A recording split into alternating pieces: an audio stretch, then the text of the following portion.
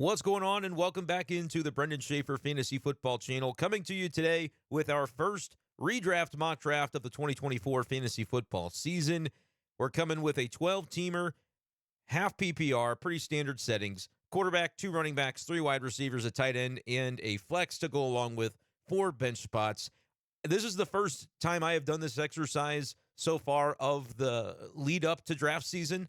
I typically spend a lot of time doing mock drafts in the summer, so hit that subscribe button if you want to be following along for all of our content this summer as we get you ready for the fantasy football season. I'm going to go ahead and randomly select to pick from the 1.5 in this draft, and we're just going to go ahead and kick it right off as we see the names that come off the board. I'm interested to see the way that this goes because I truly have not delved into redraft content at all, or even in my own personal preparation. I haven't done any mocks, as I mentioned. So I'm going to be learning here as you guys are, and this will be my first impressions of what the boards look like. And it'll be fun to see throughout the summer how my opinions on certain players and their values change. McCaffrey, Lamb, Tyreek Hill, and Justin Jefferson are the first 4 players off the board. We're sitting at 1.5, and my inclination is that I'm going to be taking a wide receiver in this spot, particularly with the settings that I have set up here. 12-team, half PPR, so it's not the full PPR bonus that typically allows me to really dive in early on wide receivers, but it is still enough that I'm looking to go with an elite wide receiver in this spot. Getting that PPR bonus is helpful. Jamar Chase or Amon-Ra St. Brown are really the 2 names that I'll be looking for in this spot, and I was very high on Amon-Ra last year during draft season. I picked him probably 7th or 8th in a lot of first rounds, especially in PPR. So I'm going to do that again this year and just demonstrate how much I like the guy. Drafting him at 1.5 here above Jamar Chase. Now, I don't know if that's going to be my long-term opinion, but for the time being, I'm pretty happy to start off my team with a guy that I know is going to get a ton of targets in a robust passing offense. Interesting to see Jamar Chase and Puka Nacua go off at number 7 and number 8. A.J. Brown is the last wide receiver we see going in the first round. An interesting split, 7 wide receivers and 5 running backs. I think as time goes on, people get a little bit more familiar with the notion that early wide receiver is a good strategy.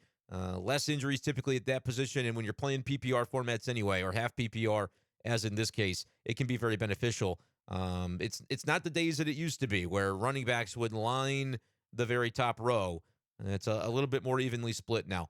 Round 2, taking a look at the names that are here. I like Chris Olave in that spot. He's the top of the board, and he's somebody that would make a lot of sense to me. Devon Achane would be another name that I'd be tempted to take. But again, in a league like this one that has 3 wide receivers in your lineup, some you might have 2 wide receivers and an extra flex play. That might be a reason to balance out your roster a little bit more. But when I've got to start 3 wide receivers, I'm happy to draft heavily at the position in the early rounds. Amon-Ra St. Brown, Chris Olave, 2 studs to start off my team with. Achane was definitely a guy that I would have been thinking about there. And if I would have taken Jamar Chase at the 1.5, Sam Laporta would have been a heavy consideration. But I don't know if I want to line up too many players from the same team. The Lions are going to be probably the best team for fantasy football, or one of the best this year as they were a year ago. And I understand if you wanted to double up on that, but I do think there is some level of risk. You're one Jared Goff injury away from that offense maybe not being as productive. So check it out, round 3. Travis Etienne is a running back that I really like near the top of the board, and there's also Malik Neighbors still sitting here. Marvin Harrison did go off the board at 2.1. That's definitely a name to keep an eye on and watch out for. But I might go with Travis Kelce in this spot. Just go ahead and lock up a tight end that I believe is going to be elite once again this year. He's dropping into the 3rd round. That's something I'm kind of interested in. Look, he's probably going to have more up and down performances than we're used to seeing from him in his career. He may not be the every week slam dunk that he was for a long, long time just because he's getting up there in age a little bit. But to be able to get him in the middle of the 3rd, I'm really liking this. And yes, I tend to not draft running backs very early. And we're going to see in 2024 if that ends up being a viable strategy. I'm going to try it here, sort of a 0 RB strategy. I am still willing to do it. The script could flip at some point. We talked about that first round being heavy on wide receivers. People across the fantasy community getting wise to the fact that it can be beneficial to go in on those almost guaranteed targets and those elite wide receiver producers in the early going. Maybe it gets to a point where I find that the running back value is too strong up at the top. But for now, I just feel most comfortable with my teams when I am drafting in this manner. Now we look at Devontae Smith being a really solid wide receiver 2 for the Eagles, and he could be the wide receiver 3 on my team. I like Mark Andrews in the 4th, by the way. If I hadn't taken Kelsey, would be a consideration. But I just think I like the idea of locking in that 3rd wide receiver over running backs that are going to be good, like Isaiah Pacheco and James Cook. But are they going to be elite? I don't know. It's just the running back position is a volatile one. So I feel good about just going ahead and locking in another great receiver. Interesting to see Rashee Rice go 5.3 in this draft. We know what the legal trouble that he's dealing with. There could be a suspension looming. My guess is by the time that is announced, you won't see him going in the 5th any longer. But nevertheless, the Chiefs are going to need him because they have had some issues at wide receiver. They did draft Xavier Worthy, but that's part of the reason, too, I like Kelsey so much. I can anticipate a suspension for Rice and know that Kelsey is going to have a big piece of the pie still. Dalton Kincaid at 4.12 is a name I'll be keeping an eye on if I don't go tight end as early. I think I like the value of Kincaid and Trey McBride there in the 4th. Tank Dell, by the way, going 4.7. He would have been my pick over Devontae Smith. I really like Tank Dell this year. Even with Stephon Diggs joining the Houston Texans offense, that's a guy I feel really good about. And had I done Tank Dell here or had the chance to do it, I might be drafting C.J. Stroud in this spot. But instead, I am going to draft my first running back in the 5th round because I don't know why everybody is sleeping on Kenneth Walker with the Seattle Seahawks. I understand that Pete Carroll's no longer there, and that could mean lesser of the pie for the running backs in that room, and you do have to contend with Zach Charbonnet potentially splitting time with Ken Walker. But Ken Walker is a home run hitter, man. I love having him as my RB1 if I'm getting him in the middle of the 5th. That's not really maybe a true 0 RB draft, but it's the type that I feel really damn good about. My goodness, I'd rather have him certainly than Kamara and James Conner going in the same round. I'd take Ken Walker over Joe Mixon. I'd take him over Rachaad White, even though I was wrong on White last year. I was totally out on Rachaad White in draft season. He ended up being a darling for PPR. Let's see if he can do it again. I would have Ken Walker, honestly, above Pacheco and James Cook as well. He would slot in after Travis Etienne in my rankings. I agree with all the early running backs that went ahead of Ken Walker, with maybe the exception of Josh Jacobs, but everybody else I'm good with, even Kyron Williams after the Blake Corum pick. A lot of times, though, I'll be looking for the backups in those rooms that people are going to underestimate. Now we're in a spot where we could go with another running back, David Montgomery. We've got our tight end, so we don't really need to go that direction. I'm just going to take the best wide receiver on the board, or pardon me, quarterback on the board, I should say, in Anthony Richardson, who is a dual threat. He's going to run touchdowns. He's now got Michael Pittman. He's got Josh Downs. He's got A.D. Mitchell. Just a really good passing offense that could be coming into play for Indy. I love getting Anthony Richardson in the 6th. I don't know if that's going to happen by the time draft season really rolls around in August. Might still be some concern about him returning from injury, but if you get good reports on his health, I think he's going to be closer to a 5th-round pick. Joe Burrow at the back of the 6th is also really great value on a potential rebound. And that's also part of the reason that I don't love drafting quarterbacks early sometimes, because there's still value on the board here. I mean, Dak Prescott, I think, is going to still be a good value.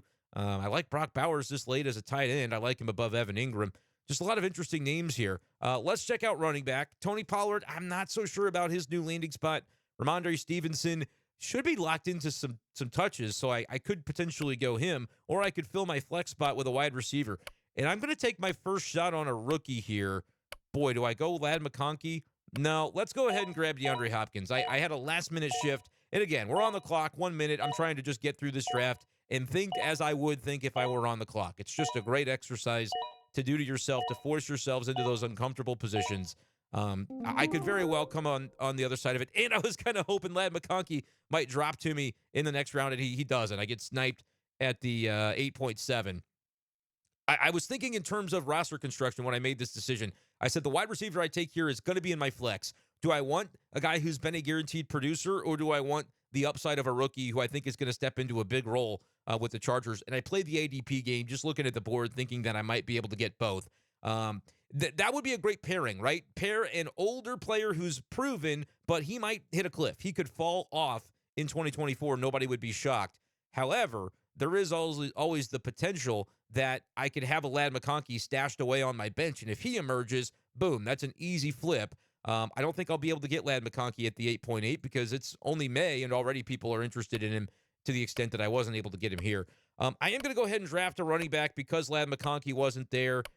Interesting between Nick Chubb and Austin Eckler. I'm going to draft Nick Chubb, and this is one that we're going to know a lot more about by the time the season rolls around. What's his injury status? Is he even viable coming off of another devastating injury?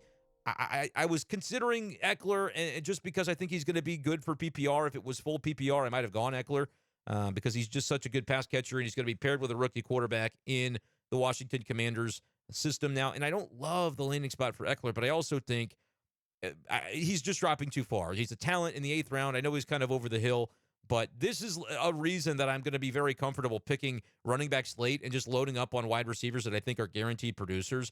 To get Amon-Ra, Olave, Devontae Smith, Travis Kelce, and then DeAndre Hopkins as my 4th wide receiver in my flex, I just feel very good about that.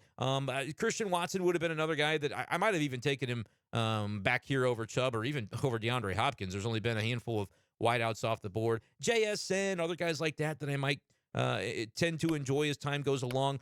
I'm almost wishing I didn't draft Nick Chubb because I think Jonathan Brooks would be a great pick here. I'm just going to go ahead and take him because I didn't spend a lot of time looking at the wide receiver options. We'll talk about some of them and see who goes off the board. Are there any regrets that get drafted before I pick that I'll be upset about? Jameson Williams, I think this is going to be put up or shut up time for Jameson Williams, but we do also already have a Lions receiver and the best Lions receiver in Amon-Ra St. Brown. So probably wouldn't be looking to double dip there. The reason I take Jonathan Brooks is, again, rookies on my bench is what I want. I don't want to be drafting Curtis Samuel types for my bench or Cortland Sutton types for my bench or Zach Moss types for my bench. I want to be drafting guys that we don't really know about, and I could be vastly overachieving on ADP when I pick up those players. And rookies are always going to fit the billing on that. Are they always going to hit? Maybe not. But there is an opportunity for Jonathan Brooks as a rookie running back to step in Carolina and be the guy. Is he going to be? I don't know. But I don't need him to be with the way I've constructed this roster because he's my 3rd running back, which makes me feel better about the Nick Chubb pick, in all honesty, because I've got 2 shots at 1 RB2 to go with Kenneth Walker as my RB1. That's the way I like to build. I'm sad that Keon Coleman went. That's the type of rookie wideout that I'd love to put on my bench. Tyler Lockett is a guy that I love for years and years and years. I will pause real quick just because I was talking too much about what had happened and not looking ahead enough for this portion of the draft. I love Tyler Lockett. He's the one exception to the rule where I might put a guy like him on my bench, but that's more of a personal love for the player. He's long been one of my favorite guys for fantasy football, and I may just find myself picking him anyway, even though it kind of goes against my general strategy of selecting a younger player for that bench spot. Man, I love the running back still going in this round. That's the first thing I'm noticing about this first mock draft that I'm doing. We're in round 10. Gus Edwards could very well just fall in to be the darling of the other Harbaugh, right? Now that he's gone from Baltimore with John Harbaugh, he's now with the Chargers and Jim Harbaugh. They could end up running the ball a ton, and he could be part of a committee backfield, but maybe the lead back for a team that, if they want to run the football the way that we expect Jim Harbaugh to do, he could end up having a major role. So getting him in the 10th would be incredible. Personally, I would rather have Chase Brown than Zach Moss. I see Moss going higher in ADP at the 9-11 here.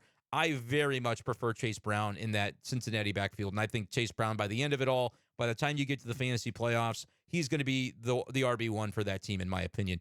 Zach Charbonnet, interesting. You could decide to handcuff your own starting running back here with the Kenneth Walker pick. If I hadn't taken Walker, I'd be interested in Charbonnet late. But again, I don't think I'm going to double dip right now with a short bench that we have here.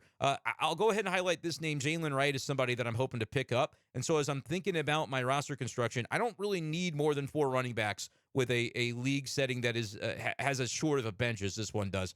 So as I look at all these running backs, I like Blake Corum, always liking a rookie. I think Jerome Ford could actually be interesting as well in a world in which Nick Chubb does not pan out. But we did go Nick Chubb.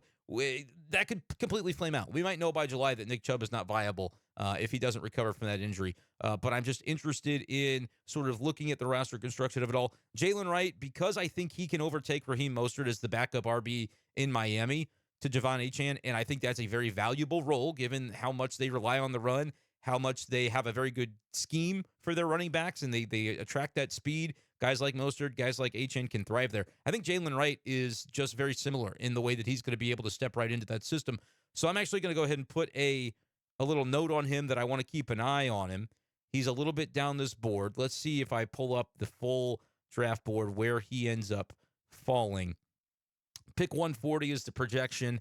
I'm going to want to target him a little earlier than that. So I'm okay right now with letting this clock restart and taking another wide receiver because I still don't have a bench wide out, and I like to get as deep, at least 5 deep with quality wide receivers if I can at all possible do it. A.D. Mitchell is a name that we, let's see, do we have any Colts on the team? Well, we do. We have Anthony Richardson. So that makes it really interesting because that's a way to stack with a rookie that has upsides. Josh Downs is also in this range, so he's another name we'd be looking at. I think we're going to take one of the Colts in this spot just because I like the youth and upside of those players more than the other guys in this range. The only question is which one, and I'm going to go ahead and just take the rookie that's higher in ADP. I think there's a higher upside for A.D. Mitchell as a probable outside receiver compared to Josh Downs playing the slot. You can really take your pick on that, but with a bench player, I'm just looking for the highest possible upside. If it's PPR, I do think Downs might be more of a target guy over the middle, so maybe that's the answer there. I like both players, and I'm pairing, it's a stack, but it's not one that I have to force, right? It's just a bonus. If my quarterback is playing really well for the Colts, Anthony Richardson, and A.D. Mitchell is a reason for that, my gosh, I'm happy to put A.D. Mitchell in my flex instead of maybe an ailing or an injured or an aging DeAndre Hopkins. So I really like the way that shook out. I want to highlight T.J. Hockenson, man. If J.J. McCarthy is the rookie quarterback there for the Minnesota Vikings, Hockenson in the 11th is unbelievable value. Kmet, I really like, paired with Caleb Williams in the 10th. So had I not gone early tight end, I would be drafting Cole Kmet instead of A.D. Mitchell or T.J. Hockenson in that 10th round instead of A.D. Mitchell. I really like that. Xavier Legette, we're going to take a look real quickly at what's coming down the pike. If I can click it in time, I'm just looking for my guy Jalen right here. That's what we're going to lock in the 11th. He's my favorite sleeper running back at this point because I do think there's an ability for him, especially, I mean, Raheem Mostert often gets injured. There's a possibility that he could step into a role. You're one injury away from Jalen Wright being a smash, in my opinion. I could be wrong, but that's a guy that I'm going to be targeting heavily just because of the thought process behind him. So that's going to be the last running back I take. We're going to ride into the season with Jalen Wright, Jonathan Brooks, Kenneth Walker, and Nick Chubb. There's maybe some risk in that because Chubb's injury, but I don't mind it. I feel very good about having, and it's a 12-team league. There's going to be some running backs on the waiver wire to go out and find at times. I really have no problem with this and the way this is lined up here. I'm really excited for fantasy season because I think there are going to be some names that I absolutely love in the late rounds. Whether I'm right about it or not doesn't really make a difference. It's just going to be exciting for draft season to be able to come up with a plan and then see whether it plays out. Blake Corum, though, is a name to keep an eye on late. I kind of like him as well. I mentioned Gus Edwards. He's maybe competing with J.K. Dobbins. I have Nick Chubb, though, so do I really want two big-time injured running backs on the team? Probably not, and I did say I'm going to go ahead and stick with what I have at the running back position rather than grab any additional ones here in the final round. So let's just look around. We'll pause to give ourselves some more time because I do talk through things a little bit longer than I would in a real draft when I'm just kind of focusing on building my team. We took a top tight end, so I don't feel like I need to take another one. We took a quarterback early enough that I don't feel compelled to back him up. I'm assuming that Jaden Daniels is off the board. That's Daniel Jones. Where did Jaden Daniels go? He went here in the 11th. No Google, I do not need a strong password. All right, so Jaden Daniels would be the one name that I would consider taking if he were still here, but he's going to get drafted. There's too much fantasy upside for him not to be, and I'm just not too concerned about any of these quarterbacks. I don't think they have the rushing upside to make it worth stashing a backup, and I got rushing proclivity with my main quarterback, so I'm good with that. In a 12-team league, I don't need a backup unless it's a particular player, and I think Jaden Daniels is the one that if I'm in the 11th or the 12th, like if someone snipes me on Jalen Wright and Chase Brown here, and I'm going, screw it. I'll go Jaden Daniels if he happens to fall, and I'll pick somebody else to round out my team in the 12th. I'm just going to focus on wide receiver then. I don't happen to love the names that are still on the board. Again, I'm tending to look for younger players. You could take a reflyer on Quentin Johnston. You could go Ricky Pearsall and hope that maybe there's a preseason trade of a Deebo Samuel or a Brandon Ayuk from San Francisco. And if it doesn't work out and he doesn't have a role, you just cut him. This should be a player that you're okay with cutting if it doesn't pan out. I may go with another rookie wide receiver, though. I like Roman Wilson. Again, this is my last pick, so I can be a little bit choosy with how I do it. You want to go with the bloodline, Luke McCaffrey? He certainly could get some playing time in Washington. There are so many rookie wide receivers here at the end that I really like. This is a pretty shallow league compared to what I normally do. I'm playing a lot of 14-team leagues, and it's only a 4-man bench, so I'm okay with really going any direction here. I'm going to go ahead and just make a pick, though, so I can wrap up the video. We'll go with Roman Wilson. I think that with the trade of Deontay Johnson from Pittsburgh and the addition of a better quarterback room there with Fields and Russ Wilson now competing, give me another rookie. Look, no pictures for any of my bench guys. That's how I want it. I want to have a bunch of rookies on my bench. Did not mean to click on DeAndre Hopkins there. All right. Well, this was fun. I really like the way that this panned out. What did you think of my first foray into redraft mock drafting in this video? We go Anthony Richardson at quarterback, Ken Walker and Nick Chubb at running back. We really built heavy at wide receiver, going Amon-Ra St. Brown, Chris Olave, Devontae Smith, and DeAndre Hopkins in our flex. Travis Kelce is our tight end. So to have a wide receiver room like that with Travis Kelce at tight end feels good. Maybe this is the year that that's no longer a viable plan and Kelce falls off. But even so, I feel very good about taking my shot at a guy who's still going to be the top target in the Chiefs offense, and you're tied to Patrick Mahomes. You could do a lot worse than that at a position that usually turns into a wasteland as you get past the first few options. I think this year could be a better year for tight ends. So just looking at some of the names, I mean, these guys are viable and they're going late. Dallas Goedert, Jake Ferguson. Jake Ferguson could be very interesting. You've got CeeDee Lamb and basically nothing else for Dallas at this point in the offense, and that includes the running game. So yeah, I really like the way that this shook out. And then shook out. And then Jonathan Brooks, A.D. Mitchell, Jalen Wright, Roman Wilson, stack that bench with rookies, because if one of them turns into a stud, you've outperformed ADP, and then that allows you to trade from strength, right? Let's say DeAndre Hopkins is viable again, and he's picking up targets the way that he did toward the end of last year, and suddenly A.D. Mitchell is a stud. Well, I want to start A.D. Mitchell because it's my stack with Anthony Richardson, but that allows me to then trade DeAndre Hopkins. Maybe I package him with a solid Devontae Smith to be able to pick up a wide receiver one from somebody. Maybe Malik Neighbors goes nuts, and I'm like, I got to have him. Maybe, Deebo Samuel gets traded into a different situation and you like him. Maybe Devontae Adams is just plugging along. Maybe Drake London is a stud who now has a quarterback, and you can target a player like that by trading Smith along with Hopkins for a team that maybe lost their wide receiver to injury. You always need good luck with injuries, but when you get it, these are the types of planning ahead moves and maneuvers that you can use to be able to put together a really nice team. So I like the way this one planned out. Let me know if you enjoyed this mock draft and what you would like to see in terms of draft position, draft types, league types, anything like that, league sizes from the mock draft videos we're going to do on this channel all summer long. Hit that subscribe button in the lower right-hand corner of your screen, and we'll talk to you next time on the Brenden Schaeffer's Fantasy Football channel. Peace.